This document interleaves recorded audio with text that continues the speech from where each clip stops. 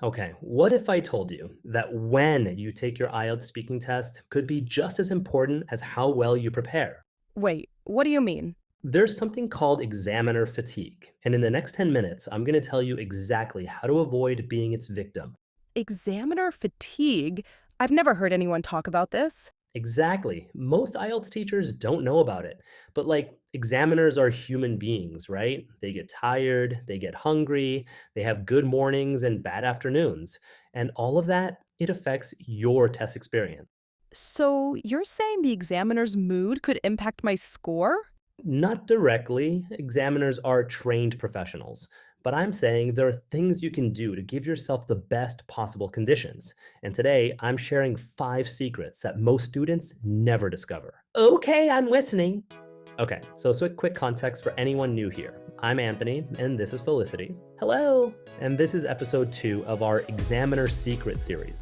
These episodes are all about the insider stuff, the things that honestly you won't find in most textbooks.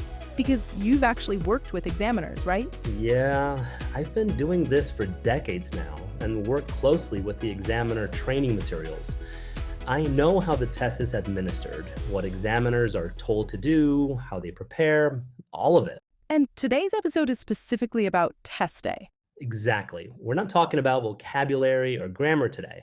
We're talking about everything around the test, the logistics, the timing, the preparation that happens in those crucial hours before you walk into that room. I feel like this is the stuff I always wanted to know but never knew how to ask. That's exactly why we're doing this. So let's dive into secret number 1. Okay, secret number 1, book your test for mid morning. I'm talking 10 a.m., maybe 11 a.m. That's the sweet spot. Why specifically mid morning? So think about it from the examiner's perspective. They might examine like 15 to 20 candidates in a single day. That's a lot of conversation, That does sound exhausting, actually. right? So early morning, say 8 a.m., 9 a.m., the examiner might still be warming up. They've just arrived, they're getting settled, maybe they haven't had their coffee yet. I can relate to that. And then late afternoon, 3 p.m., 4 p.m., they're running low on energy. They've listened to dozens of candidates already. They might be thinking about going home. So, mid morning is when they're like alert and engaged, but also warmed up? Exactly. They've done a couple of tests already, they're in the zone, but they're not tired yet. That's when you want to walk in. What about right after lunch? Ah, good question. I would actually avoid that too. There's this thing called the post lunch dip, when you feel a bit sleepy after eating. Oh, definitely. I always want a nap after lunch. Same. And examiners are no different. So if you can, avoid the 1 p.m. or 2 p.m. slots. Mid morning is your best bet. Okay, what's secret number two? This one is so important. Warm up your English voice at least 30 minutes before your test. What do you mean by warm up? So here's what happens to a lot of students. They're nervous, they've been quiet all morning, maybe they haven't spoken any English that day, and then the first English words out of their mouth are to the examiner.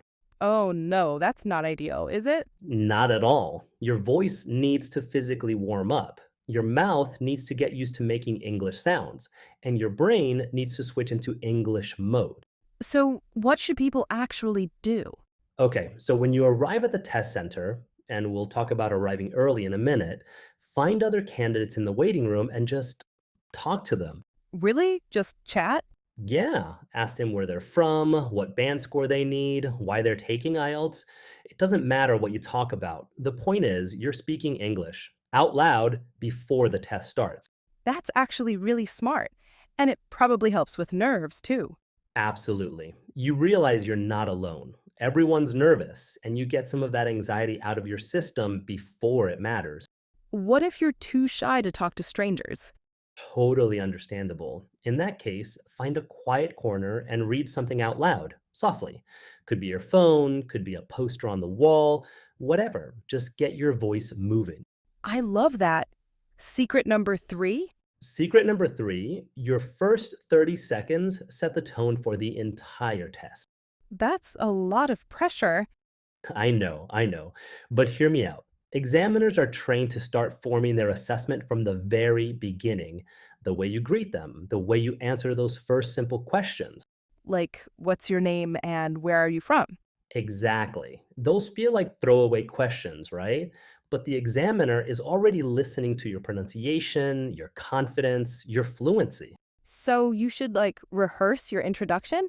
Not memorize a script. That sounds robotic, but definitely practice. Know exactly how you're going to say your name, where you live, what you do.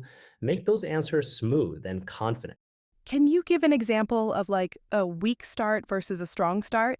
Sure, weak start. My name is Maria. I'm from China. Okay, I can hear the hesitation. Now, here's a strong start. My name's Maria. That's Maria. And I'm originally from Shanghai, though I've been living in Singapore for the past few years. Oh, wow, that sounds so much more confident. Same person, same information, but one sounds uncertain and one sounds like someone who's comfortable speaking English, That's such a simple fix, actually. right? Practice that introduction until it feels completely natural.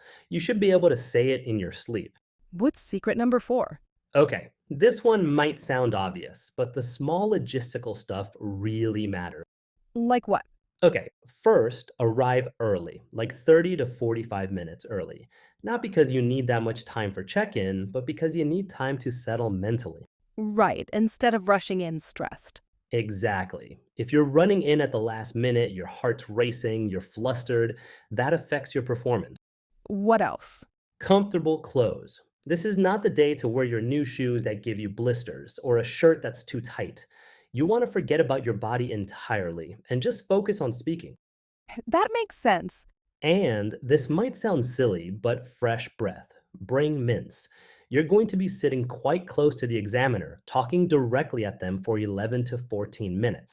Oh, I never thought about that. Nobody talks about it, but trust me, you don't want to be self conscious about that during your test. Pop a mint 15 minutes before and forget about it. Any other logistics? Use the bathroom before. Bring water, but don't bring too much. Have your ID ready so you're not fumbling.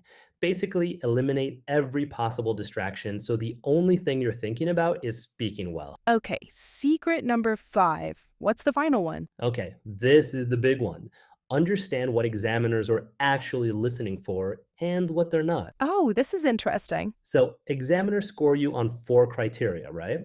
Fluency and coherence, lexical resource, that's vocabulary, grammatical range and accuracy, and pronunciation. Right, the 4 marking criteria. Here's what most students don't realize: examiners are not listening for perfect English. They're not counting your mistakes and marking you down for each one. They're not? No, they're listening to what you can do, not what you can't. They're trained to focus on the positive features of your language. That's actually really reassuring. It should be. So if you make a grammar mistake, which everyone does, don't panic, don't apologize, don't stop. Just keep talking.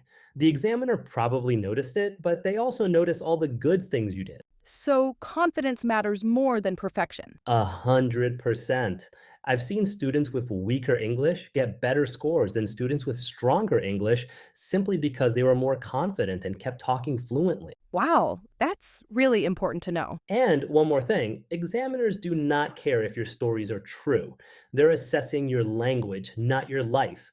So if they ask you to describe a place you visited and you've never been anywhere interesting, make something up. Wait, really? You could just lie?